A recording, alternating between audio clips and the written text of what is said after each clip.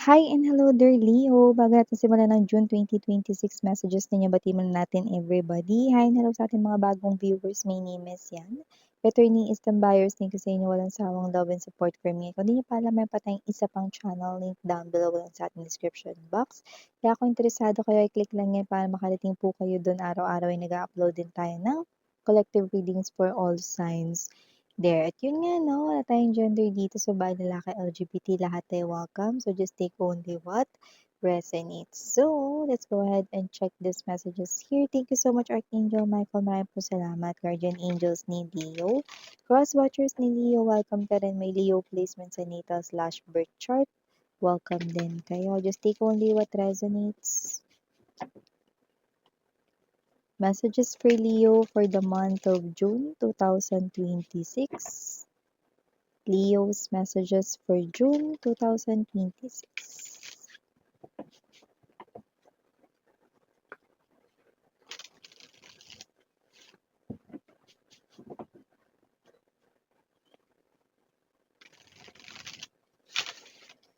Okay, so let's go ahead and check this messages para sa'yo, Leo. So, meron kayo ditong energy ng Eight of Coins.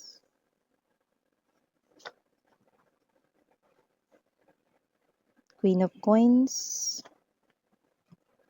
Death energy. Judgment. Hierophant. Magician. Major Arcanas lining up. Bottom of the deck, we have for Leo, Three of Coins. King of Swords, and the Knight of Coins. So, ang tagal mong hinintay ito malaki yung pagbabagong nakikita natin dito, no? Or magsisimula na yung malaking pagbabago sa yung trabaho ngayong June or sa pera mo. Yan, no? Mapanegosyo man yan. Or career profession mo, Leo, no? Nakita tayo rito, no? Ng parang you will be hitting like a jackpot sa'yo ritong pinagtatrabahuhan or sa'yo ritong pinagkakakitaan, whether yan man ay negosyo or both, I do see that you're winning. Yan, no? Parang tama yung desisyon mo na nag-stay ka dyan, sa work mo, or dyan sa'yo rito, no, na business. I do see, no, that this is something here na parang bigla na lang ritong babagsak or magpo-fall dito sa iyong lap, no? At itong klase ng blessings na ito, no, ay ang tagal mong hinintay with the Knight of Pentacles energy. But finally, parating na ito at coming na ito towards you guys. No, I do see that this is the time, no, na hindi ka na rito parang kailangan mo na mag-budget ng sobra or magtipid rito ng sobra, na hindi naman yung as in gagasta kayo rito ng bongga, no? Pero oras na para magbago ang inyong kaperahan. Ayan, no? So, ngayong June, maaari magsimula na, no, in a natural way, etong pagbabago na ito na ating nakikita. Wow! So, maliban din dyan, Leo, may energy rin po rito, no? That with that energy, I do see someone here with the King of Swords.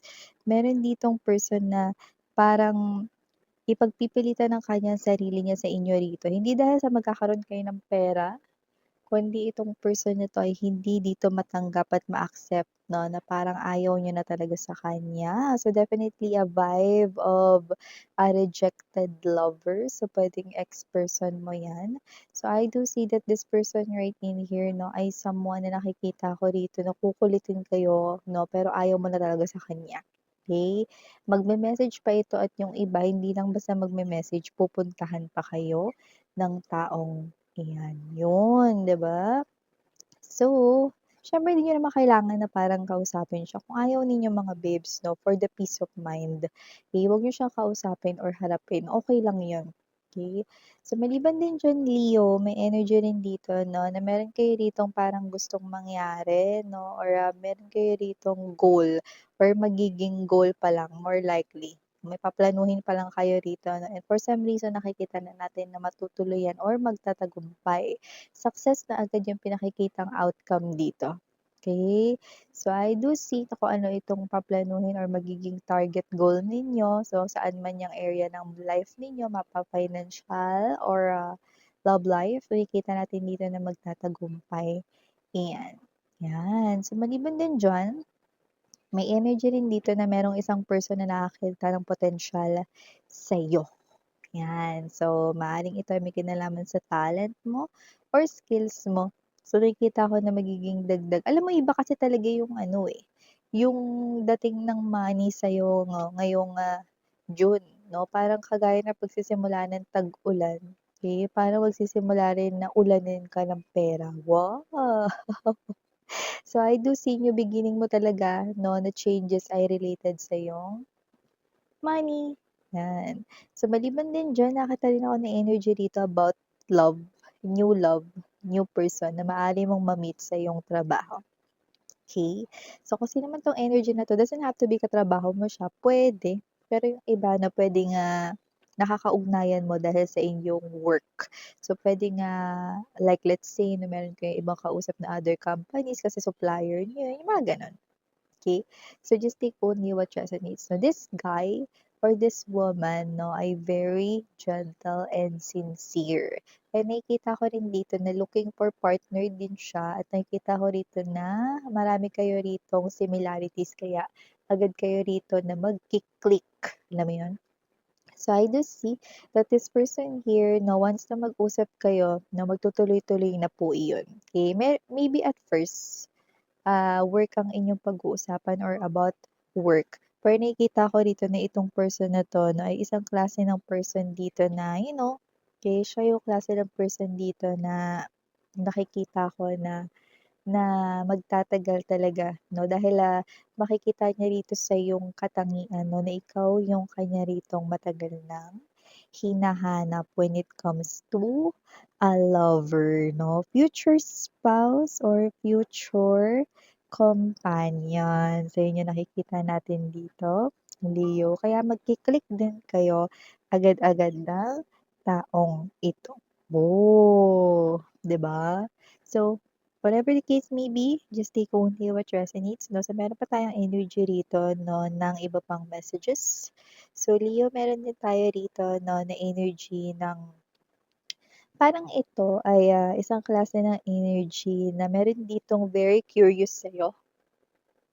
Pero may energy siya rito na gusto kanyang tularan. Yan. So, parang gusto niya maging kagaya mo or gusto kanya maging role model dito. Ganon, Leo, no? So, I do see that this person here could be pwedeng younger than you sa age or pwede rin naman na hindi younger sa'yo sa age na pero parang mas marami kang experiences dito sa work na ito. So, I do see that this person here wants to be like you. Okay, or this person here, no, parang gusto kanya tanungin how to be you. Ganong klase ng energy. Okay. Pero this person right in here na ay someone who really, wants to be like you sa iyo ritong work or sa talent mo na ito. Kung ano man ito. No? So, nakikita ko dito na wala namang halong inggit yon, no? Or hidden agenda. Pero, yeah, this person here also wants to be friends with you. Okay? So, parang alam mo yung energy na parang idol ka niya, ganyan. Or gusto ka niya ditong gawing role model niya para maging kagaya mo, na may something about you. Pwedeng talent, skills, pero pwede rin naman, no, na sa yung get up, no? Baka sa yung looks. Kasi yung iba, no, pwedeng dun naman yung kanila ritong gustong gayahin, no, sa inyo. Yan. So, may ganong klase ng energy. So, maliban din dyan, Leo, ha, nakita rin ako ng energy dito ng parang meron ditong klase ng sitwasyon kung saan parang you will save yourself because malakas yung kutob mo. So, pwedeng meron ditong incident or pwedeng accident, no, na parang, ay, parang ewan ko, gusto ko umalis dito sa lugar na to, hindi ko alam kung bakit. Yan. So, parang susundin mo yon.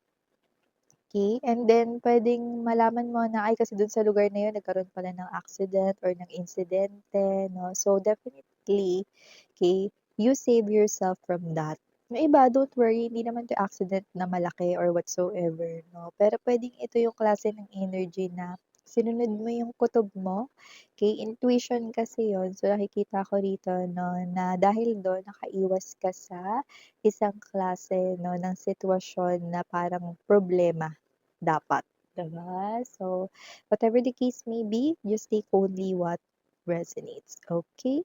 So, maliban din dyan, someone here, no, ay maaaring bumisita sa'yo, a good friend, na pwedeng hindi mo daw ine-expect. So, pwedeng itong friend na to ay friend mo dati, schoolmate, nung nag-aaral ka pa, mga ganun. Tapos, parang it's a surprise kasi matagal nyo hindi nagkita, tapos hindi mo alam or hindi mo siya kakonect sa social media. Okay? Pero, siya yung bisita mo. Yan. So, definitely, ganun yung nakikita ko dito. Pero yung iba, yung few of you guys, no, maaaring masurpresa kayo, no, kasi hindi naman niya kayo hinanap. Pwedeng nagkaroon kayo rito ng pagtatagpo sa isang klase ng event na related rito sa work mo. Uy, ikaw pala yan? Ikaw ba yung ano, ganyan-ganyan. So, whatever the case may be, may ganon. Pero, yun nga ay good friend na nakikita ko na makaka-connect mo ulit. Magre-reconnect lang kayong dalawa. So, parang madadagdag lang ulit. Parang marirenew yung friendship ninyo. Yan. So, I do see that whoever that friend is, hindi lang siya rito magre-reconnect sa inyo ditong connection as friends, kundi magiging suporta mo rin siya rito sa mga paplanuhin mo in the future, ano man yun. Okay? Mapa-financial, nakikita ko rin susuportahan ka niya. Mapa-brainstorming or pag-iisip rito ng ideas or concepts, no, matutulungan ka rin niya. So, definitely, this person here will be one of your good friends. Yan. So, yeah, ito yung nakikita kong messages right here for you, Leo. Again, I'm Yuriana, only for the girls in yan. Ito na for the boys. Sarang Heya, love and light. Annyeong.